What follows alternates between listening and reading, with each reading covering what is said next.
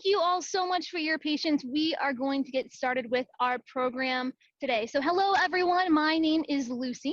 I'm an interpreter for California State Parks. I have a quick question. How many of you have ever been to a California State Park before? Hit that hand raise button. It looks like a lot of us have been. I love that. I love California state parks. It's crazy to think we have over 280 throughout our beautiful state of California. And I am currently at San Elijo State Beach. We're not only a state beach, but we are also a campground as well.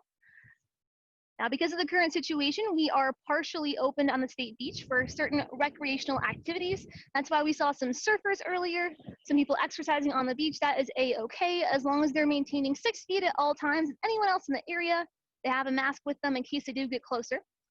We're also making sure everyone is practicing good health standards, including me. So before the program, I made sure to wash my hands for 30 seconds with soap and water. I'll re-wash them once we're done. I've sanitized all of my equipment, and I'll redo that once we're done as well. I'm also not going to be touching my eyes, nose, or mouth. If I do have to cough, it will be into the crease of my elbow. So I want to encourage all of you to continue practicing these health standards at home. That way we can all get back out here to our beautiful California state parks. Now here within our California state park, there is a sensational stinging survivalist that lives right out here in the open ocean. How many of you know who we're talking about today? I'm so glad all of you raised your hands. You're thinking, well, duh, Lucy, I signed up to learn all about jellies, right? So these are jellies. Some of you might be thinking, wait a minute, are jellies the same thing as jellyfish?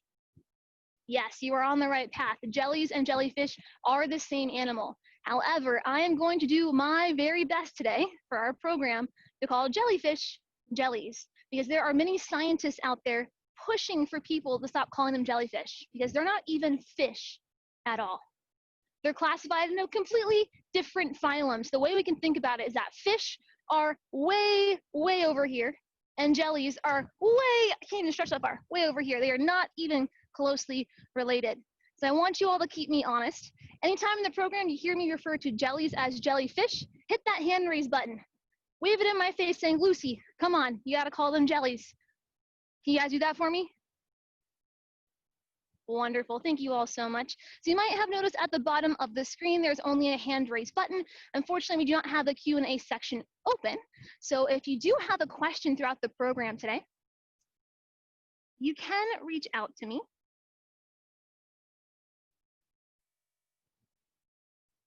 Bear with me, everyone, give me a few moments.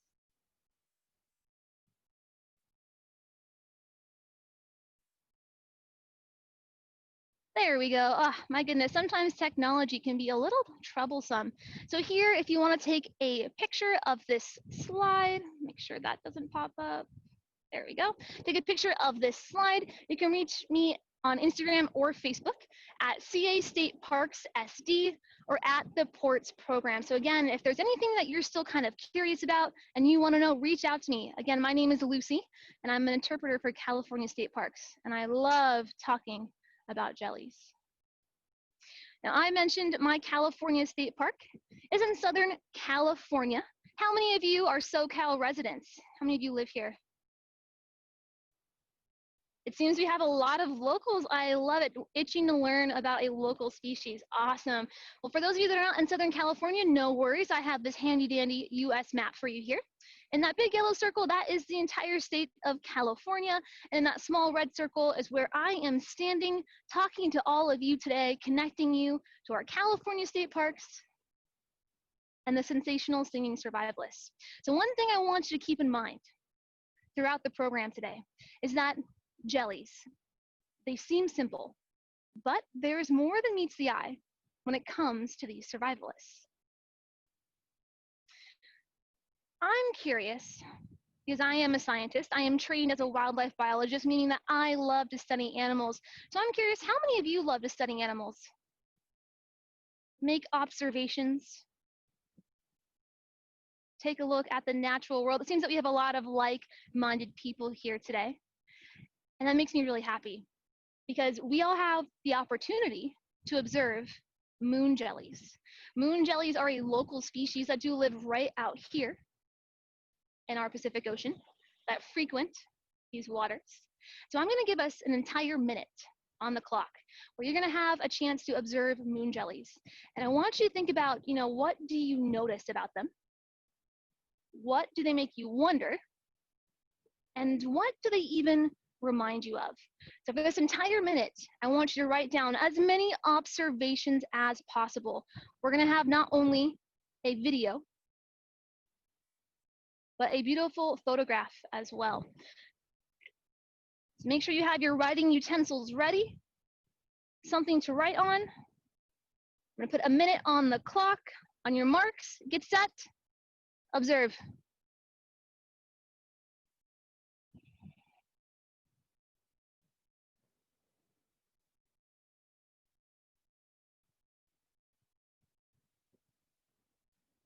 So don't forget, as you're writing down as many observations as possible, what do you notice about the moon jellies? What do they even make you wonder? And my favorite question, who do they remind you of?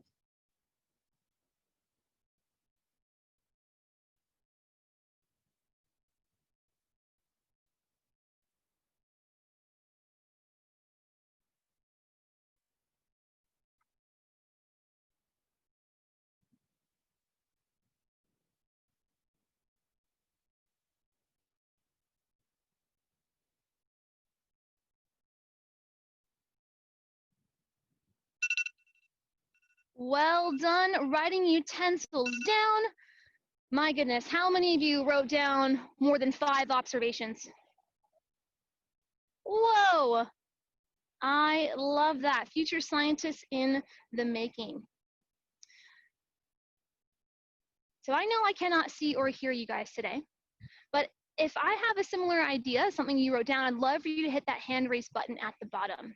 So when I was observing the moon jellies, one thing I noticed is that they are almost completely transparent. A lot of you thought that too, okay? One thing I noticed about the moon jellies, they swim so gracefully. Kind of relaxes me watching them just swim. A few of you noticed that too. And the one thing they reminded me of is that moon jellies to me look exactly like aliens. Did anyone else think that too? A lot of you, yeah, they look like nothing else here on this earth. They are so different and unique, and that's part of the reason why they've been able to survive for such a long time. Now, jellies, using our observation skills, what we wrote down, and what you already know about jellies, I have a question for you that's a little thought-provoking. It gets me thinking. Who do you think arrived on Earth first? Dinosaurs or jellies? If you have a friend sitting next to you, bounce ideas off of them. Get their input using not only your observation skills, but what you already know about them.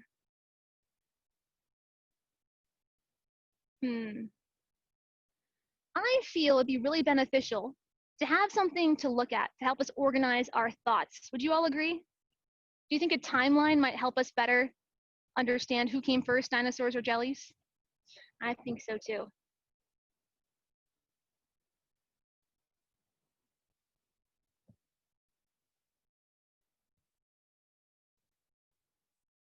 Here, for all of us to utilize, I have the timeline of life on Earth. So I would love for you to place not only jellies, but dinosaurs on here too. Where do you think they go? It seems a lot of you are raising your hands. Is there something wrong with my timeline?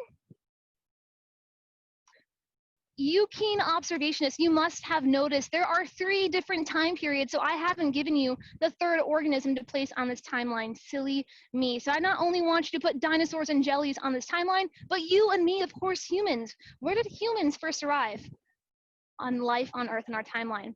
Now, a quick refresher, because it might have been a while since you've seen a timeline. The older something is, the farther on the left-hand side it's going to be. So that Cambrian period is the oldest period, beginning 500 million years ago. We then have the Triassic period, beginning 200 million years ago. And the Quaternary period on the far right, beginning 1.8 million years ago. So I'll give you 20 seconds. Work it out with someone next to you. If you don't have someone, that's okay too. Give it your best guess. Where do humans, jellies, and dinosaurs belong?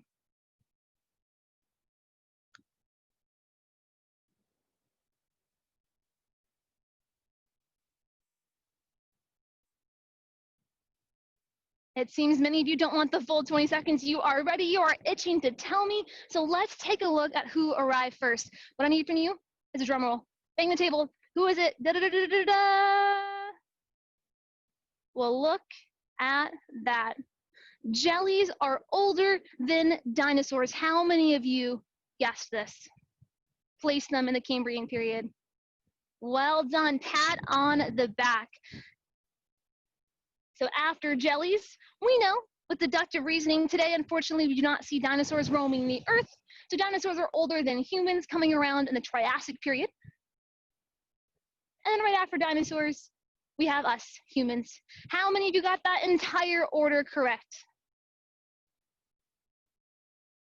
We really, truly have future scientists in the making. Almost every single person got that right. Pat on the back. Well done. So many of you are like, okay, Lucy, I got the right order. But how do we know for certain that jellies are older than dinosaurs? How do we officially know that? Well, I want you to think back on the last time you went to a museum and you walked into the dinosaur exhibit. What was the proof that dinosaurs once roamed the earth? Fossils, right? Fossils are a timestamp. Okay, so I understand dinosaurs, their remains became fossils. Scientists were able to date them using crazy technology, but I observed that moon jellies don't have bones. How many of you observed this when we watched our jellies in the beginning, that they don't have any bones? Yeah, so that makes it a little bit tricky, right? How in the world do we know jellies have been around? Well, just like dinosaurs have fossils, jellies do too, even though they don't have bones. Now, it's been very rare that we have found jelly fossils. It had to be the perfect conditions for that to happen. The perfect soft sediment, layers and layers of more sediment over time, pressing down on that body of the jelly. But we have found them. We have found jelly fossils. And what they have told us is that they are far older than dinosaurs. Now, one thing my timeline did not show all of you is that between the Cambrian period, 500 million years ago, and present day, there have been 5 mass extinctions. Mass extinctions, let's break that down. Mass means amount, usually a lot. And extinction means gone forever, right? Think of like the dodo bird or dinosaurs. Now, even though there have been 5 mass extinctions, jellies have managed to survive for 500 million years, outliving magnificent animals like the dinosaurs and woolly mammoths. How do you think this is possible? Again, if you have a friend sitting next to you, ask their opinion. And if you don't, that's okay too. Jot down your ideas. How do you think jellies have managed to survive for 500 million years?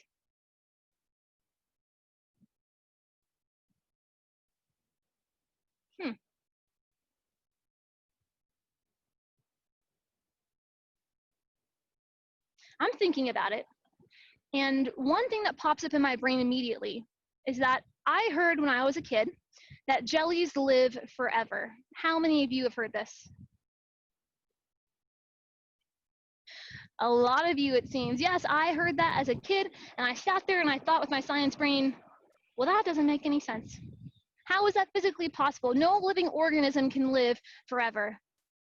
And I'm sad to share with you that jellies cannot live forever. That is a complete myth. There is no scientific evidence to prove that they can live, one individual organism can live forever. So if they can't live forever, how do they do it? Well, 2 main reasons. The first is that they have a successful reproductive cycle. That's much more of a metamorphosis. And the second reason is that they are highly adaptable. How many of you have heard that word adaptable before? A lot of you, I'm sure you're like, okay, Lucy, when I was like in 3rd grade, I heard adaptable. Adaptations, right? Being well adapted to your environment, your surroundings, and you were absolutely correct. Jellies are equipped with so many adaptations that allow them to live in every part of our ocean, in the brightest of environments and in the darkest of environments too, in freezing cold water and warmer water as well. But just like any other organism, jellies do have a preferred habitat or home.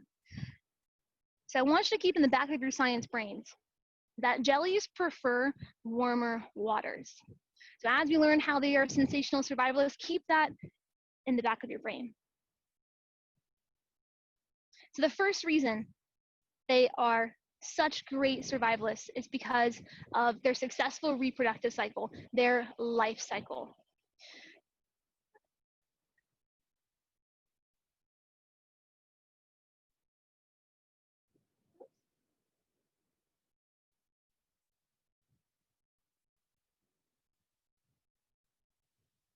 Sorry guys, bear with me, a little bit of technical issue.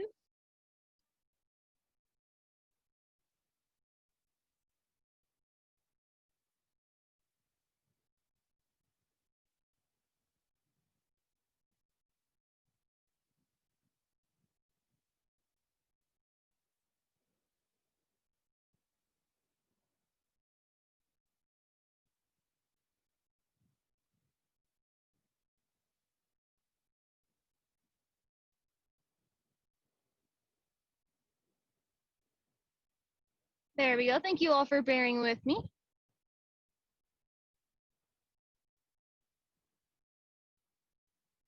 So their reproductive success lies mainly in their life cycle. So the way we can think about their life cycle is that of the monarch butterfly. When I was in second grade, I had a wonderful teacher who brought in this mesh carrier bag one day.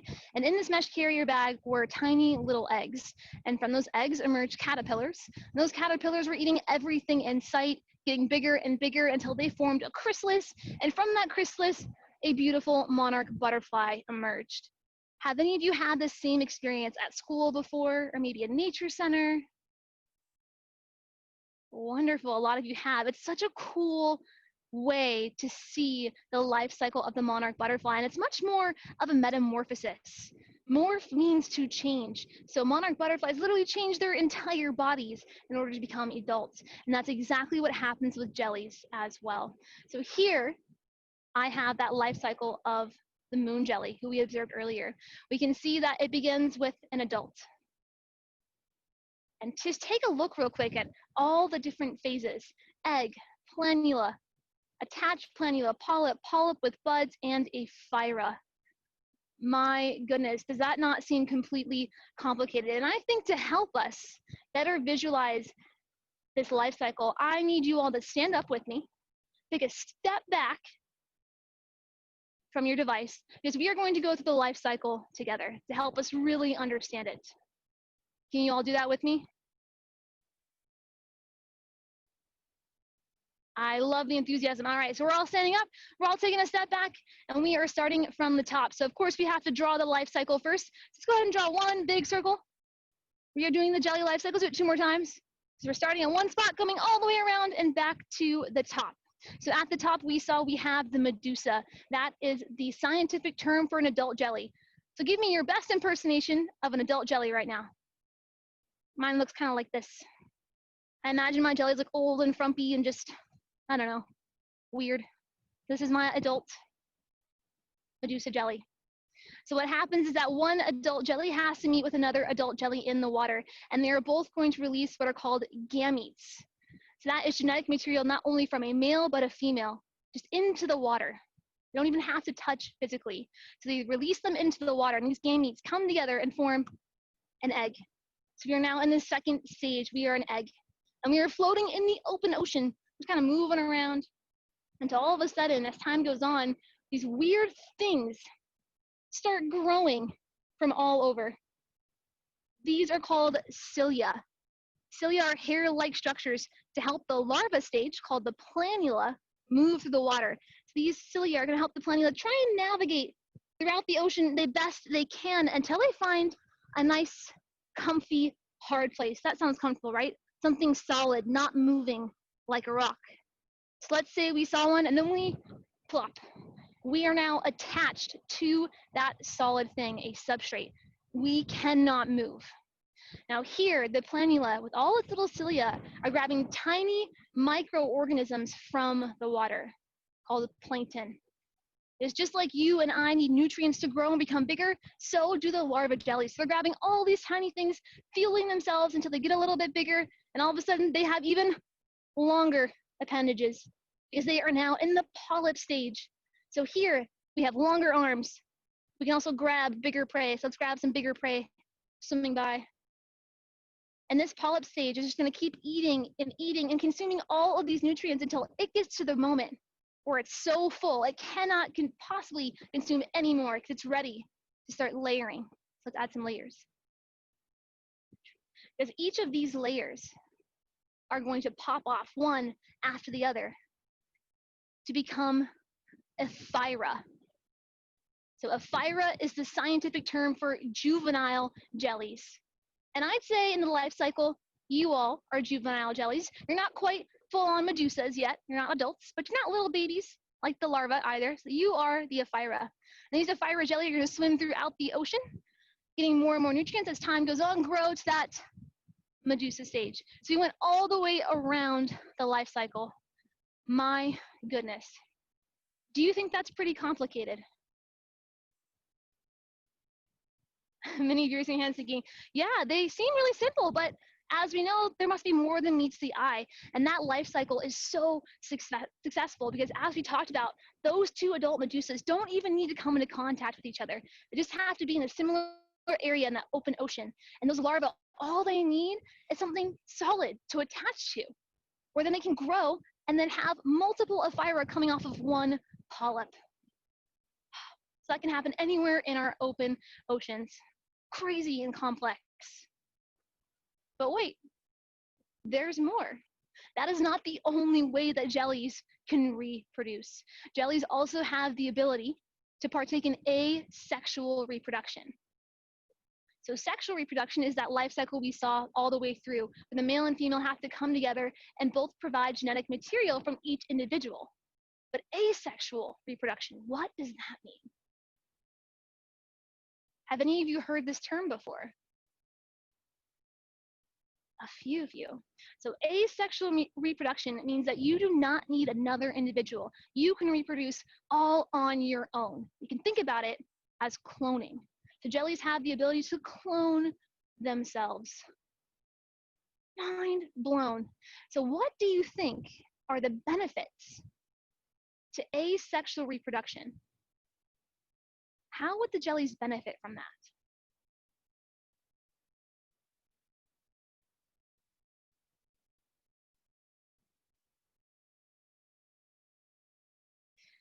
If you have someone sitting next to you, again, work it out with them. If not, jot down your ideas. I would love for you to share all of your notes at the end of the program with me. Now, thinking about asexual reproduction, something I thought of is that one of the benefits is I don't have to wait for another jelly to come around in the ocean. So it does not take as much time or as much energy to reproduce. It seems a few of you thought of this too. This asexual reproduction allows jellies to reproduce at any time out in the open ocean if the conditions are right. However, this asexual reproduction occurs in one spot in the life cycle. So I've pulled up the moon jelly life cycle once again, and I'd like to see if you all can guess at what point in the life cycle they can partake in asexual reproduction.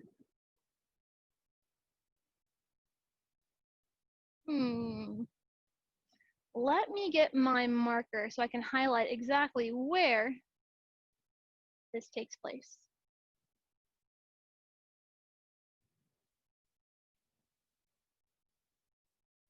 If you guessed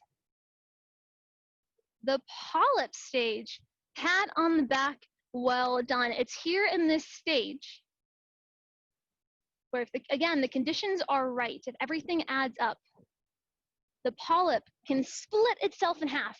So now we have the original polyp here and the new polyp here that can both grow And again, we saw in the life cycle, they have longer arms, they're grabbing bigger food. So now both these polyps are getting as much food as possible, growing up big and strong, and they both have that layering occur, and then they both release ephyras into the surrounding waters, helping to spread that individual's genes throughout the open ocean. Whew, my goodness, no wonder they have survived for so long. That is completely complicated. But I mentioned there's more than meets the eye when it comes to these sensational singing survivalists.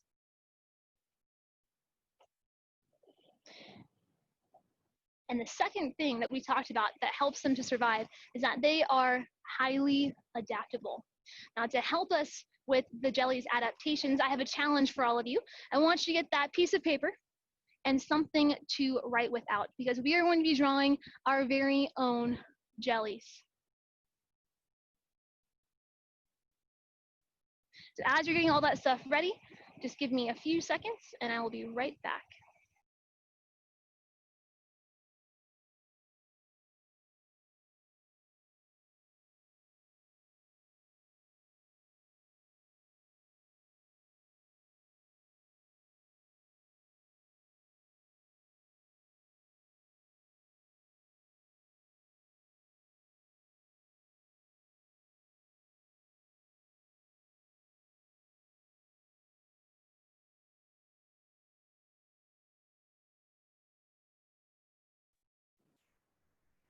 All right, friends, raise your hands if you are ready to draw your very own jelly.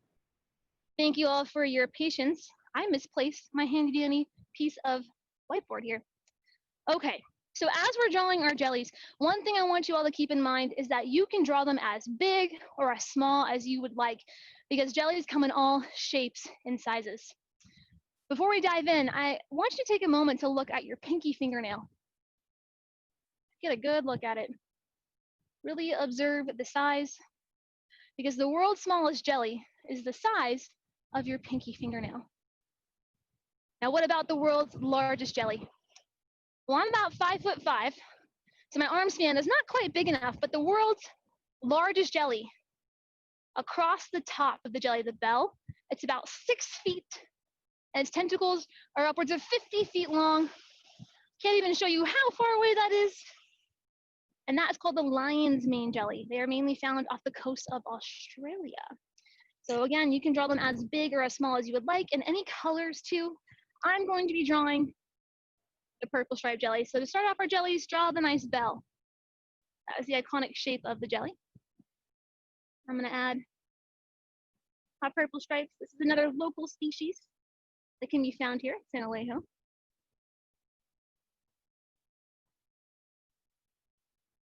All right, wonderful. So in the Belle of our jelly, it's pretty much almost everything the jelly needs to survive. So you're probably thinking, okay, awesome, I've got the Belle, I've got my cool little colorations. Let's start with their eyes. Where do you think their eyes go? That is a trick question. Jellies do not have true eyes like you and I do. They do have what's called an eye spot. So go ahead and just draw a little dot, anywhere you'd like. This eye spot helps jellies detect the difference between light and dark. They cannot see true images like you and I. Okay, so if they can't see, how do they move around? Jellies have what is called a nerve net instead of a brain. This nerve net is exactly how it sounds. It looks like a giant net that runs all the way through the jelly that have nerve impulses that help it detect movement around in the ocean. Okay, they don't have eyes, they don't have a brain. Surely they have a heart. I mean, they are a living organism. Nope, they don't need it. Okay, but every living organism has to breathe oxygen, right? Absolutely, you are correct. Jellies need oxygen. So where do we think their lungs go?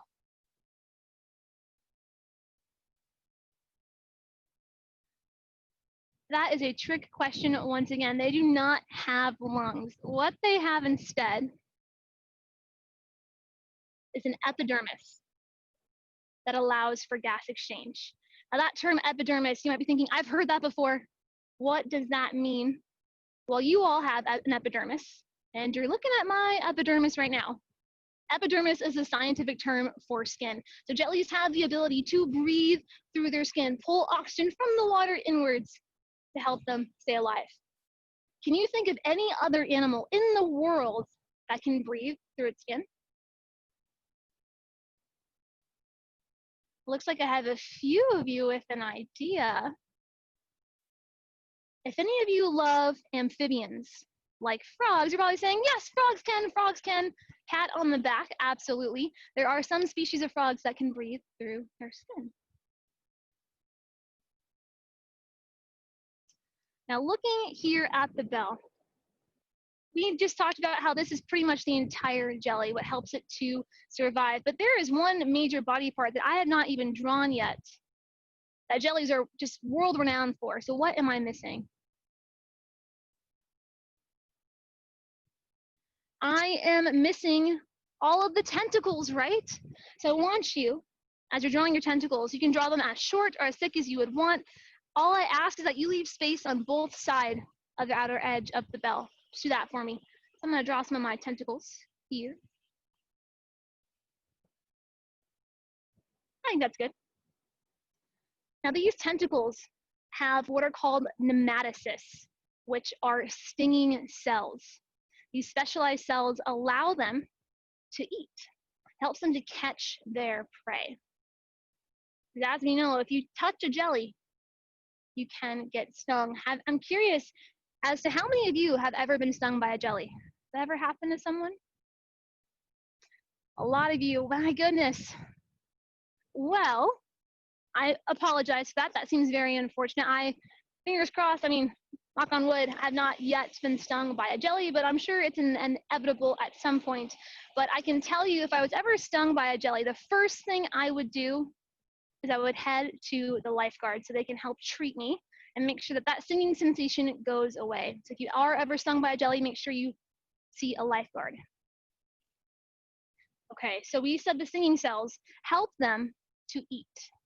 So we know that, for example, if your riding utensil was a fish that's swimming along and it gets stuck here in the tentacles, it's stunned, it cannot move. But how does a jelly consume it from here? Well, here in the empty spaces, I want you to draw a tentacle that's a lot longer and a lot thicker. These are called oral arms. Now, based on their name, you can probably guess what they do, but let's finish our pretend with the fish. Our fish is currently stuck here in the tentacles, right? He cannot get out, he is stunned. So that allows the oral arms, these longer tentacles, to slowly move and push the fish upwards into the jelly's mouth that's underneath its bell, where then the bell will digest what's in the bell's like digest in their digestive system, pull out as many nutrients as it needs, and then just like us, when we don't use all the nutrients, we excrete it out. So they'll just push it back out through that same opening that they ate their food though. Now jellies, they can consume all different types of things. They have a broad diet. Unlike me, I'm a very picky eater. The jellies, they can eat fish, fish eggs, small crustaceans, plankton, and even other jellies.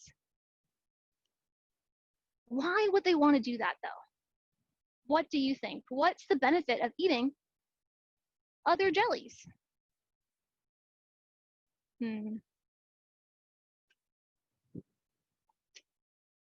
Let's imagine for a moment I am the purple striped jelly, the jelly that I drew.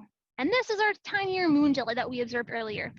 If I'm a bigger jelly and this moon jelly eats the same things that I do, this jelly is competition for me.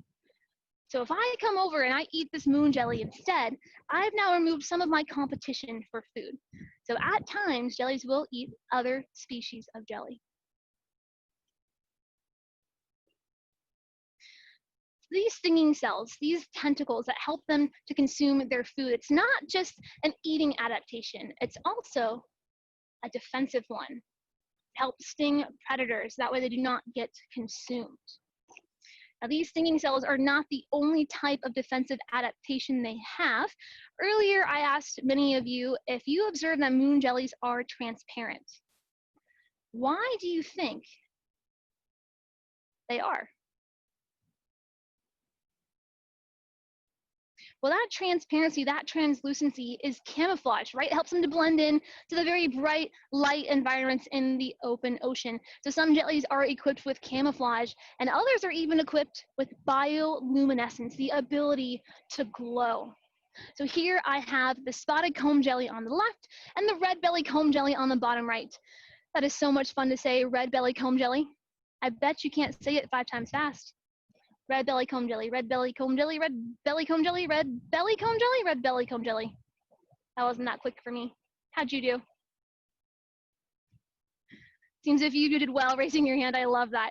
So that red belly comb jelly on the bottom right, if you look closely, you can see these little flecks and bursts of green and blue. They are equipped with specialized cells that do have the ability to glow. But why that blue and green color? Why does that show up both on the red belly comb jelly and the spotted comb jelly? If we look at my light penetration chart, you can see the longest color bars are green and blue. Those two wavelengths of those colors travel in deep, dark waters of the open ocean. But let's take a look on the opposite side of the scale at the color red. You can see that red light does not travel very far. So that means at certain depths, red light cannot even be seen. So that red belly comb jelly is not only equipped with camouflage, but bioluminescence as well to distract predators, to help them evade being eaten. How complex? I mean, they seem so simple at first, didn't they? But clearly there's more than meets the eye. Now, even with their bioluminescence, their camouflage, and their stinging cells, jellies are still managed to be consumed by 150 different species. So quick refresher. Now, I'm not saying 150 different individual animals. I'm saying 150 different types of species, different animals. So knowing that statistic, would you say that jellies are important in the food web out in our oceans? Give me a quick hand raise if you think, yes, they are important. Well done. Yes, I mean, 150 different types of animals consume jellies. Two of my favorite predators that consume jellies are the gorgeous and goofy looking mola mola, which is the fish on the bottom left, and the endangered leatherback sea turtle on the upper right as well. Now, I do want to quickly point out endangered leatherback sea turtle. Endangered is not part of the sea turtle's name. That is their classification. How many of you have heard that term endangered before?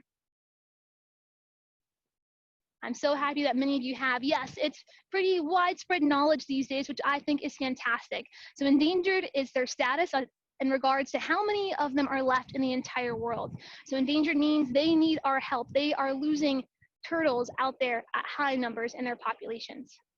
Now these turtles, they love jellies so much, they will migrate thousands of miles to the coast of California each year to feast on jellies.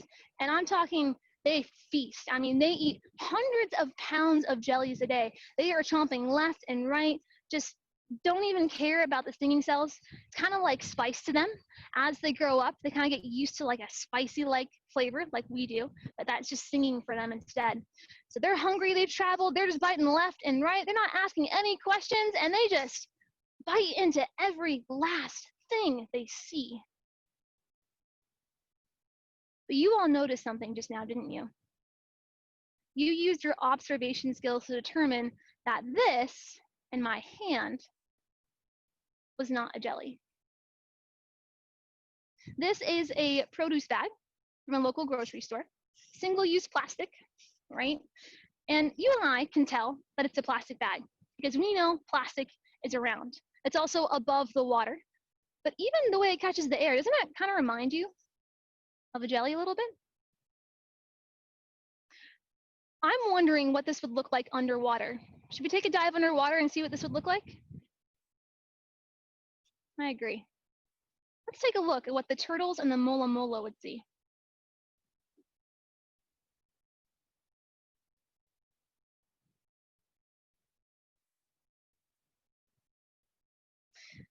This is a photograph of my dear friend Erica, who works for California State Parks. And on this particular day, she was doing a dive in our oceans, catching debris, collecting plastics in our water. So looking at her left hand, we can clearly see, okay, that looks like a piece of plastic, but what about the one in her right hand? That, to me, reminds me greatly of the moon jellies we observed at the beginning of the program. How many of you agree? Yeah. So as we can see, even though we know that's plastic and we're looking for it, it's still hard for us to determine what that is. So putting it to the perspective of the predators out there, or even other jellies that eat jellies, that can be very harmful for them. So I want to challenge all of you to try your best to think about how you can help reduce your use of single-use plastics. Not using plastic cling wrap, plastic water bottles, single-use plastic bags, things like that, because plastic can never truly break down. It's going to be out in our oceans for a long time. Now, before I leave this slide, how many of you observed the green sea turtle behind Erica? You all have such great eyes. How cool is that, being that close to those gorgeous sea creatures? Whew, okay, we have been on quite a journey today. I mean, we went back in time to discover that jellies are older than dinosaurs. They have survived for 500 million years because of their crazy complicated life cycle. Their highly adaptability, being able to have those eating adaptations, defensive adaptations, the way they are built, has just helped them to thrive throughout the years. So we've seen their past, but what do you think lies in the future for jellies? Maybe jot down your ideas or ask someone sitting next to you, what do we think is going to happen in the future?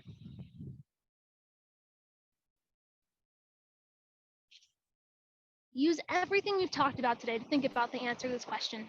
What we observed in them, their adaptations, their preferred habitat, How many of you remembered in the back of your science brains that jellies prefer warmer waters? Excellent. So the way I can think about it right now, I'm thinking about that warmer waters. They thrive in warm waters. They do extremely well. And currently, our world is in a warming period. Our temperatures are rising both on land and especially in our oceans. So if we have warmer ocean water, that means more jellies. And I'm sure some of us are thinking, well, Lucy, that's a great thing because 150 species consume jellies like the endangered leatherback sea turtle. And you're right, that is true. But we have to remember that jellies have a broad diet. They eat a lot of different things. And a lot of other animals, not just jellies, rely on that same diet out in the ocean. So if jellies are thriving in those warmer waters where other animals could be struggling, they are going to take over that ecosystem. And those other animals are not going to do well. So we need to make sure that jellies are not too good at surviving because they truly don't really need our help, right? I mean, they've been around for 500 million years. So my last challenge for all of you is that after the program, I want you to analyze what you do at home because your daily actions have a great impact on the world around us. I want you to consider every time you leave a room, do you turn off the light so you're not wasting electricity? Or even unplugging your electronics when you're not using them. Because even if your electronic is not attached to that charger, if that charger is plugged in, it's using electricity. Or even think about, what you drink out of. What do you use every day to consume water? Me, myself, I can't tell you the brand. I should really cover that. This is my favorite water bottle that I've had for 3 years. It is stainless steel, it is tough, and much like all my fellow Californians, I have decorated it with stickers to show off my personality, my world travels. So having a reusable water bottle can greatly help prevent our oceans from warming. You've probably heard that before. Yeah, I get that, but how is that possible? Well, plastic bottles require oil to be made, and oil can greatly change our climate. It can increase further the warming of the period of our Earth. So I really want you guys to analyze what you can do at home, making small changes in your day-to-day lives that can really add up and make a world of difference to make sure there aren't too many jellies out in the ocean because I love eating fish, so I want to make sure they're still out there. And I love being out in the ocean. I mean, how many of you love to surf or kayak or explore tide pools? Yeah, I do too. It might be really hard to do that if there's so many jellies around that could sting you, right? So I want to take this moment to thank all of you from the bottom of my heart for joining me here today on our home learning program. I had a great time with each of you. Thank you for all of the engagement, being an active audience. I really hope you all take away that jellies, they seem simple, but there's more than meets the eye when it comes to these sensational survivalists. If you do want to share any of your artwork or your ideas that you jotted down, I will show that slide one last time for you to get a good look. Make sure you tag me on Instagram or Facebook and use the hashtag #PortsFanArt. That way I can see it. So again, if you want to show the jelly pictures or any questions, I would love to answer them further. I hope you all have a wonderful rest of your day. And I hope to see you here sometime at San Elijo State Beach. Goodbye, everyone.